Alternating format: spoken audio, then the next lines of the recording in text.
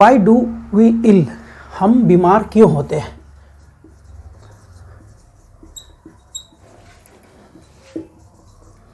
हम बीमार क्यों होते हैं, या फिर हम सिक क्यों होते हैं, ठीक है, या फिर हम डिजीज़ के प्रभाव में क्यों आ जाते हैं।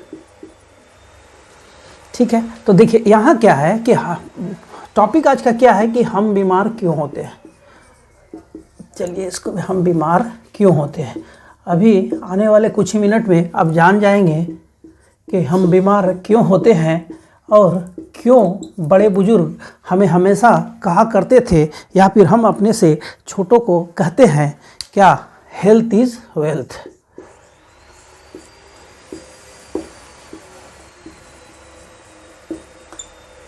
हम हमेशा दूसरों को क्या कहते हैं या फिर बुजुर्ग हमसे क्या कहते हैं, हेल्थ इज़ वेल्थ। ये हेल्थ इज़ वेल्थ क्या है, हेल्थ इज़ वेल्थ क्यों, मतलब कि स्वास्थ्य ही संपत्ति है क्यों कहा जाता है। हेल्थ इज़ वेल्थ का मतलब क्या हो गया, स्वास्थ्य ही आपका धन है या संपत्ति है।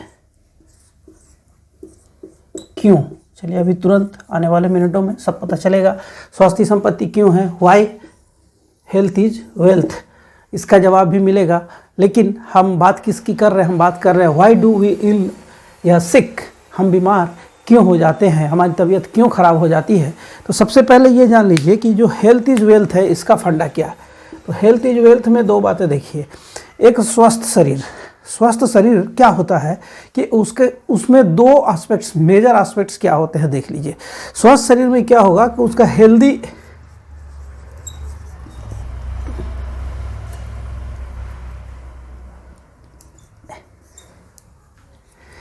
क्या होगा, माइंड और हेल्दी बॉडी। अब देखिए दोनों में इसका रोल क्या है। हेल्दी माइंड का मतलब आप समझ गए कि स्वस्थ मस्तिष्क। स्वस्थ मस्तिष्क क्या होता है, ये आपके जो सोच है उसको प्रभावित करता है। स्वस्थ मस्तिष्क आपके सोच को प्रभावित करता है, आपके सीखने को प्रभावित करता है। और आप जानते हैं सीखना जो है क्या है, सीखना एक प्रोसेस है, लर्निंग इज प्रोसेस। ये कंटिन्यूअस प्रोसेस है जो मनुष्य के जीवन पर्यंत, जब तक मनुष्य जीवित होता है, जन्म से लेकर मृत्यु के बीच तक मनुष्य सीख रहा होता है। इसीलिए तो कहा जाता है learning is a continuous process. क्योंकि अगर आपका मस्तिष्क स्वस्थ है तभी आप कंटिन्यूअसली सीख सकते हैं।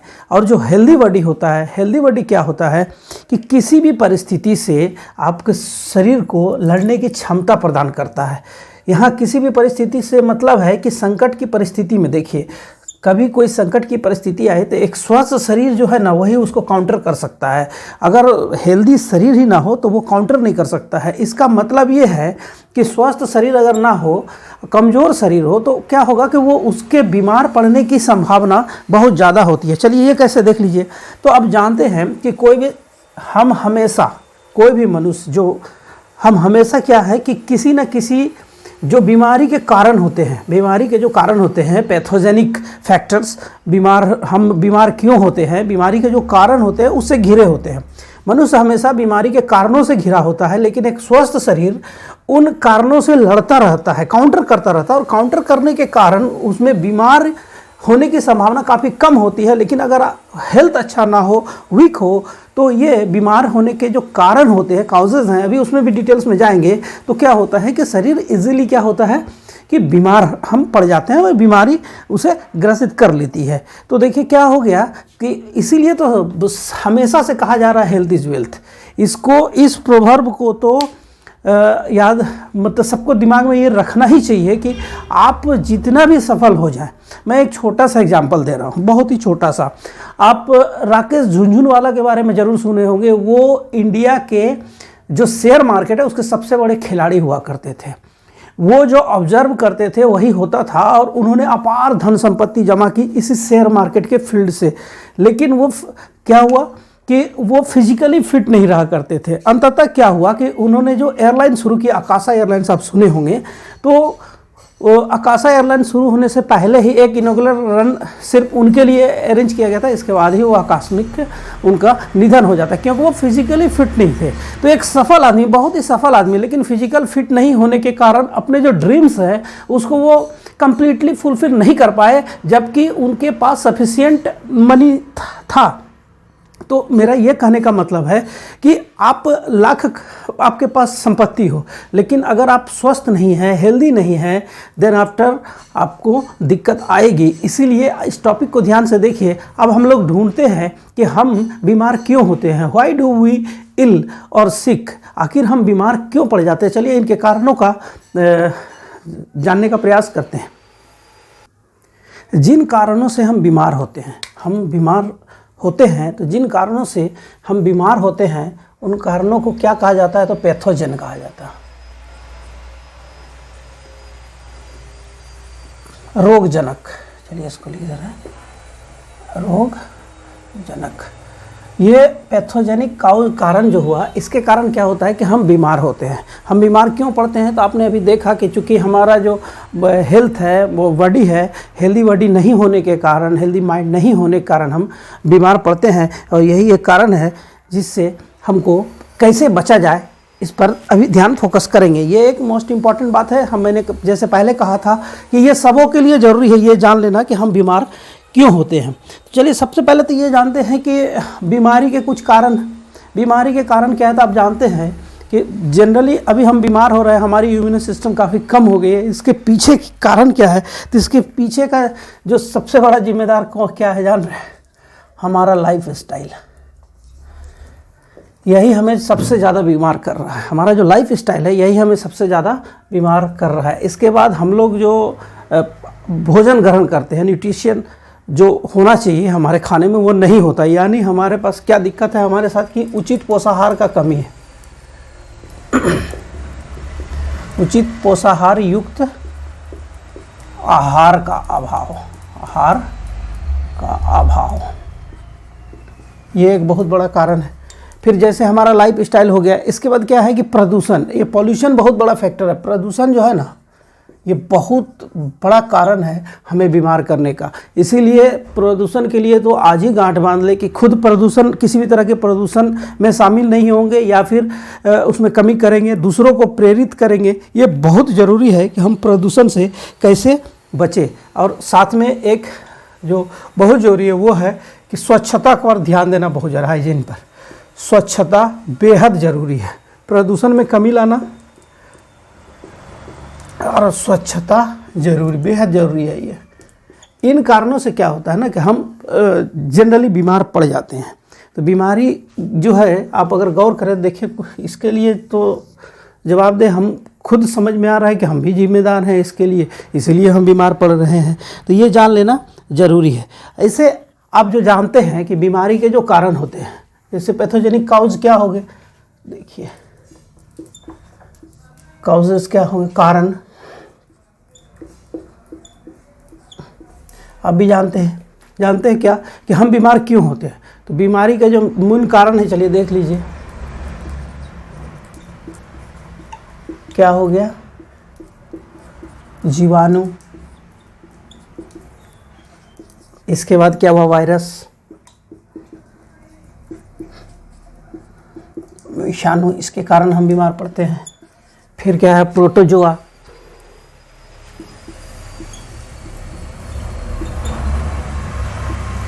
और फिर क्या होता है, एक हम लोग के कारण जो बीमार हम पड़ते हैं वो है फंगस। ठीक है, ये प्रोटोजोआ और फंगस को हम लोग क्या कहते हैं, कवक।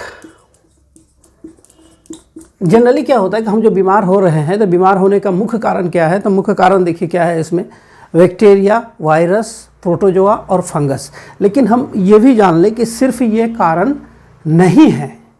क्यों नहीं है, चलिए उसको जानते हैं। एक्चुअली आप देखे होंगे कि बीमार होने का ये कारण हमारा कमज़ोर शरीर है, इसके कारण हम बीमार पड़ गए। लेकिन कुछ ऐसी बीमारियां भी तो है जो ऐसे गले पड़ जाती है जिसके लिए हम जिम्मेदार नहीं हैं। चलिए तो किस बीमारी के लिए हम जिम्मेदार नहीं हैं, आप या हम स्वयं जिम्मेदार नहीं है। हमारे कारण नहीं होता है, जो जिम्मेदारी हमारी नहीं है, हम जिम्मेदार नहीं हैं, लेकिन फिर भी हम बीमार होते हैं। किन बीमारियों से? तो सबसे पहले देखिए क्या है,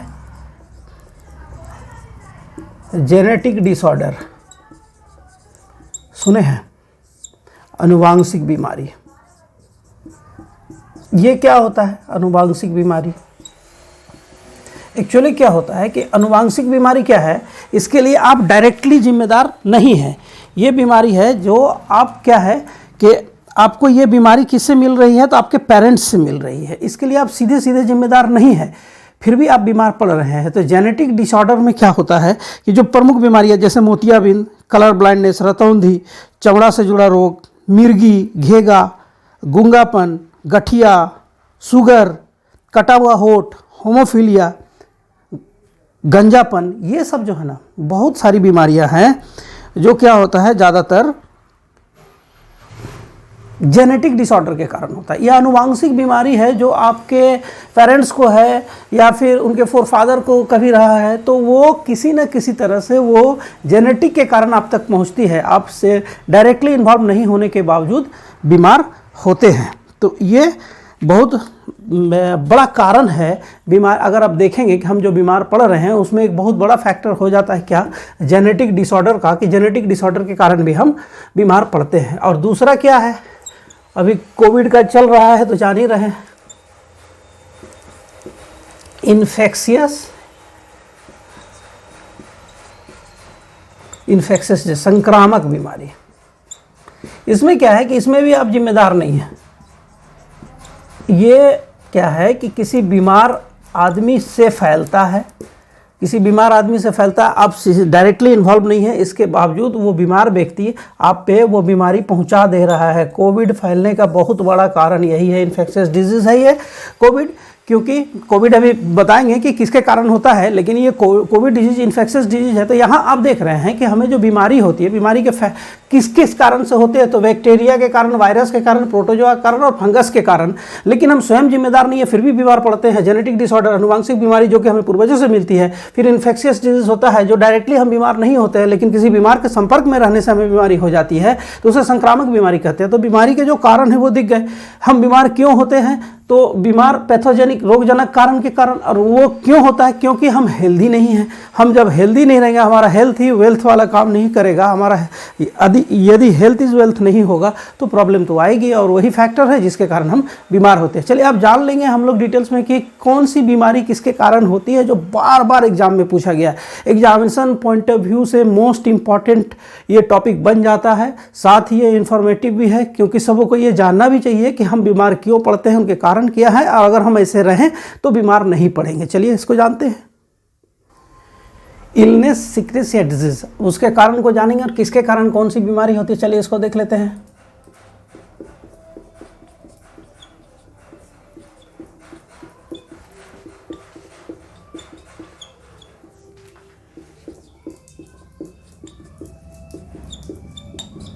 कि क्या हो गया कि बीमारी, तो बीमार हाँ इलनेस हो या सिकनेस हो या डिजीज हो, क्यों होता है, इसके कारणों को जानेंगे और कारणों को जाने। रोगजनक कारण ये हो गया रोगजनक कारण, और रोगजनक कारण को क्या बोला जाता है, पैथोजन।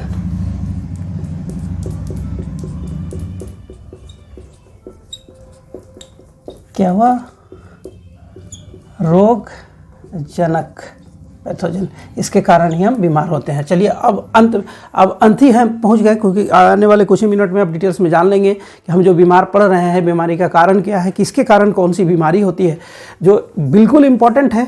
चलिए सबसे पहले देख लीजिए, मैं ये बता दूं कि मैक्सिमम बीमारियां जो होती है वो वायरस के कारण होती है।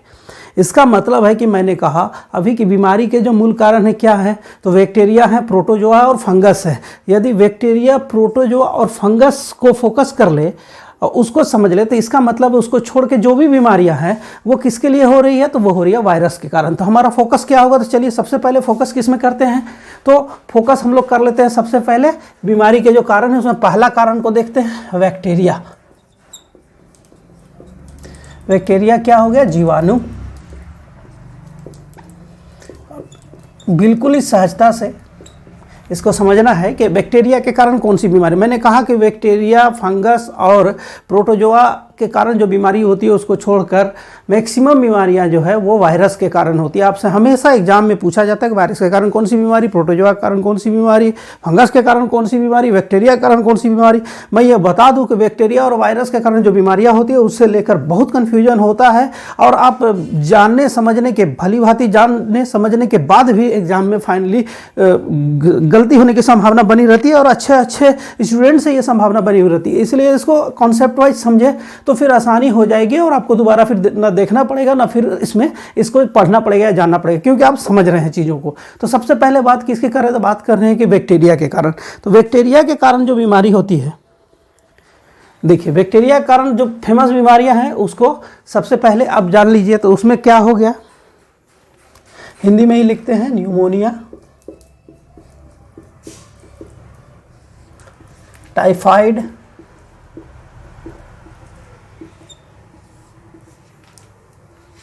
प्लेग,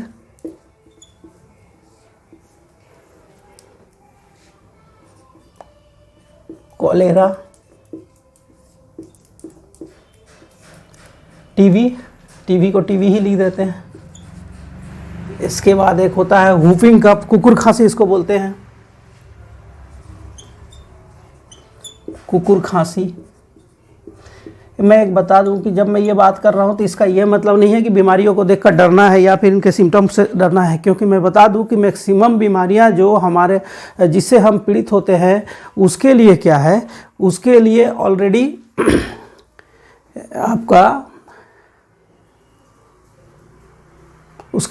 क्या है कि वैक्सीन है, इसीलिए डरे नहीं, वैक्सीन का प्रयोग करें।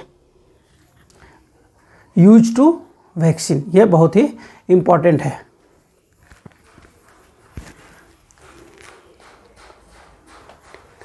अच्छा, pneumonia, typhoid, plague, cholera, TB, whooping cough हो गया। इसके बाद लेप्रोसी, हाँ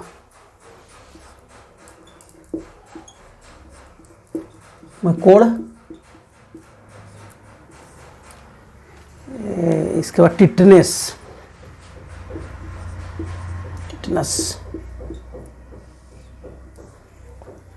निमोनिया, टाइफाइड, प्लेग, कोलेरा,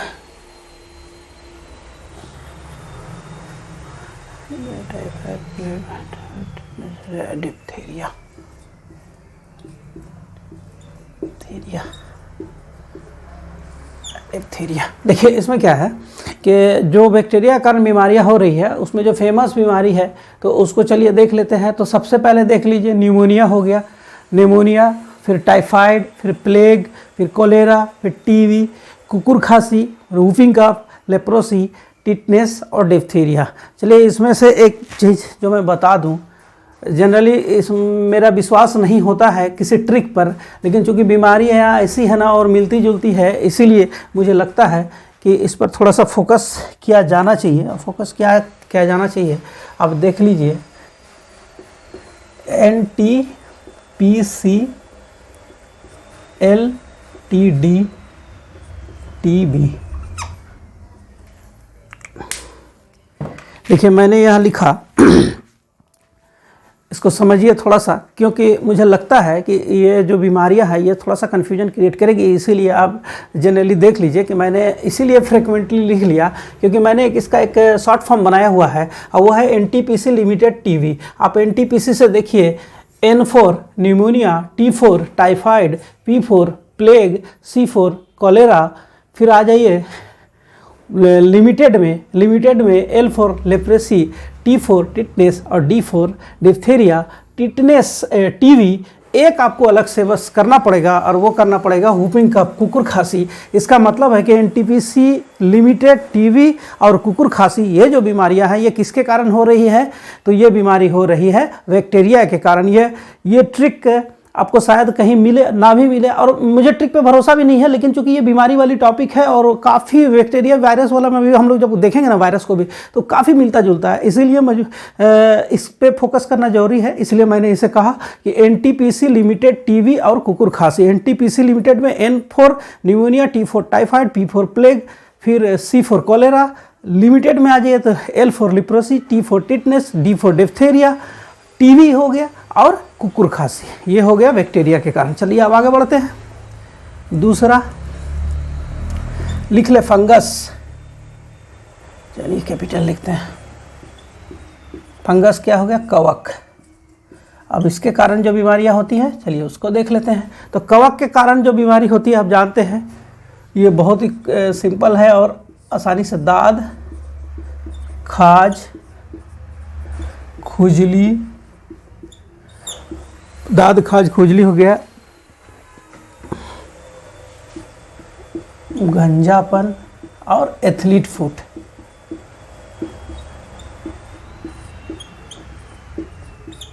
ये जो आपको इन्फॉर्मेशन मिल रहा है ना, ये कंप्लीट इन्फॉर्मेशन है पैथोजन चैप्टर से, आपको आपके इन्फॉर्मेशन के लिए भी और एग्जामिनेशन पॉइंट ऑफ व्यू से भी। फिर हम लोग आगे बढ़ते हैं और आगे हम लोग किसको देख लेंगे? प्रोटोजोआ। प्रोटोजोआ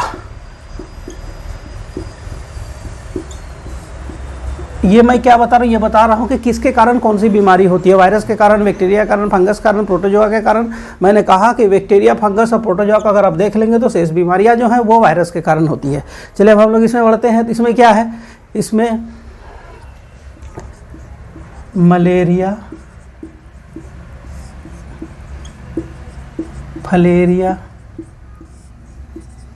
डायरिया, अगर गौर करें तो समझ में आ रहा होगा सब। मलेरिया, फलेरिया, डायरिया,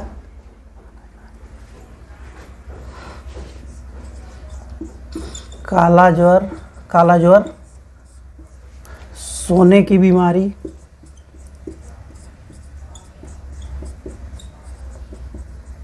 देखिए ये बीमारियां क्या हो गई? तो ये बीमारियां हो रही है किसके कारण? तो प्रोटोजोआ के कारण। प्रोटोजोआ के कारण कौन सी बीमारी हो रही है? मलेरिया, फलेरिया, डायरिया, काला ज्वर, सोने की बीमारी, ऐसे पेचिस। ठीक है, तो ये जो बीमारियां हो गई, ये बीमारियां किसके कारण हो रही है? तो ये बीमारियां हो रही है प्रोटोजोआ के कारण। मैंने कहा था कि बैक्टीरिया, फंगस और प्रोटोजोआ, इसके कारण जो बीमारी हो रही है, इसको छोड़ के शेष जो बीमारियां है ना, वो बीमारियों का मूल कारण क्या है जानते हैं? देख लीजिए, वो है वायरस। और वायरस के कारण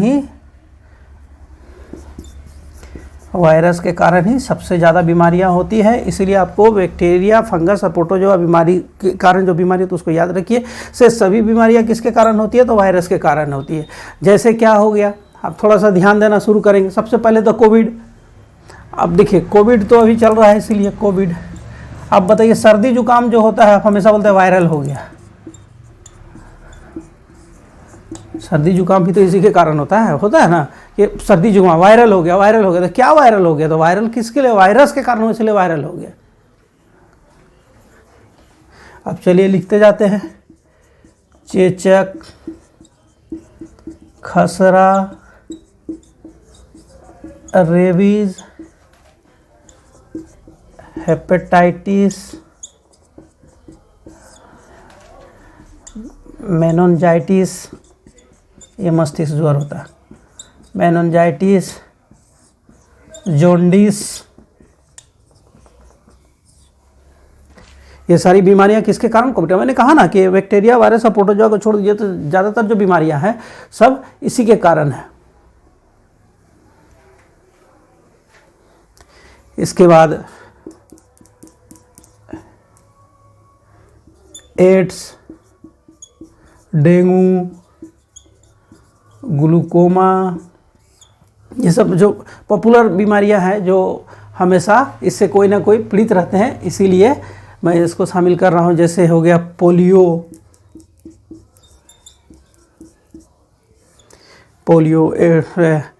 कोविड, सर्दी जुकाम, चेचक, खसरा, rabies, hepatitis, meningitis, jaundice, AIDS, dengue, glaucoma, polio, influenza,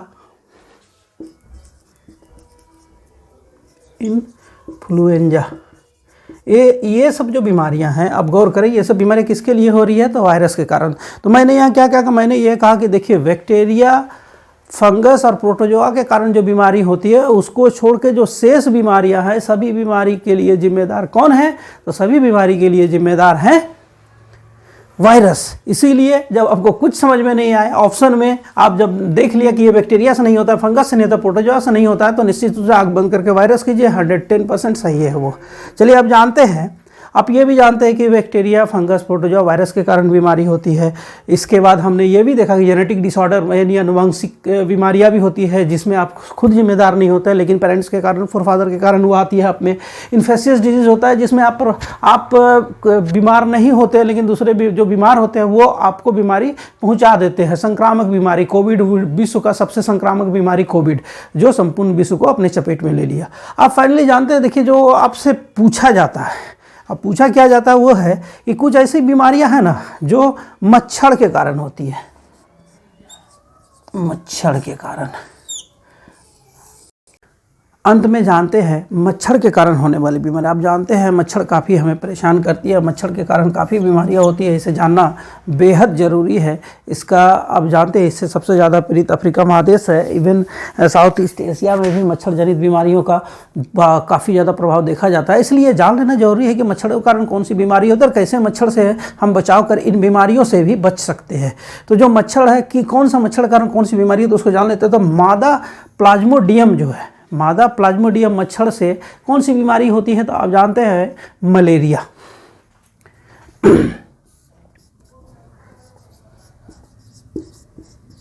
मादा प्लाज्मोडियम के कारण कौन सी बीमारी हो रही है, तो मादा प्लाज्मोडियम के कारण हो रही है मलेरिया। मादा क्यूलेक्स के कारण कौन सी बीमारी हो रही है, तो ये हो रही है फलेरिया। और मादा एडीज, जिसके जो सबसे ज़्यादा नकारात्मक प्रभाव डाल रही है, मादा एडीज। अब मादा एडीज मच्छर के कारण जान रहे हैं कौन सी सबसे आप जानते हैं, डेंगू, चिकनगुनिया, जीका, ये सारी बीमारियां इसी के कारण। Dengue, Zika, chikungunya,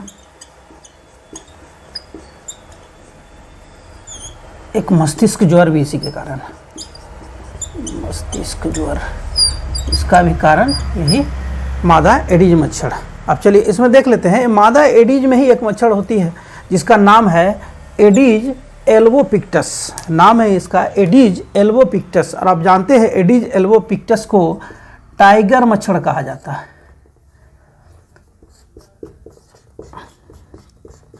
tiger mosquito, tiger मच्छर किसको कहा जाता है, तो मादा एडीज एल्बोपिक्टस को। ये एक इंपॉर्टेंट एग्जाम में भी पूछा जा चुका है, इसलिए इसको भी जान लीजिए कि टाइगर मच्छर किसे कहा जाता है। टाइगर मच्छर एडीज एल्बोपिक्टस को कहा जाता है। ये एक मोस्ट इंपॉर्टेंट टॉपिक था एग्जामिनेशन पॉइंट ऑफ व्यू के साथ साथ ये इन्फॉर्मेशन के लिए भी सभी को ये जानना ज़रूरी है। क्यों नहीं जानना चाहिए कि हम बीमार क्यों पड़ते हैं, व्हाई डू वी इल, ये जानना बेहद ज़रूरी है। और इसका हल हम लोगों ने इस लेसन में, इस सेशन में देखा कि हम बीमार क्यों पड़ते हैं। अगर इन कारणों से बचा जाए तो हम बीमार नहीं पड़ेंगे। इसीलिए हम बीमारी से बचने के लिए बीमारी के कारणों को ध्यान में रखकर अपनी जीवन शैली को अपनाएं, जिससे कि हम स्वस्थ रहें। ये सेशन ये अगर अच्छा लगा हो तो लाइक, शेयर और सब्सक्राइब ज़रूर करेंगे। Thank you for watching.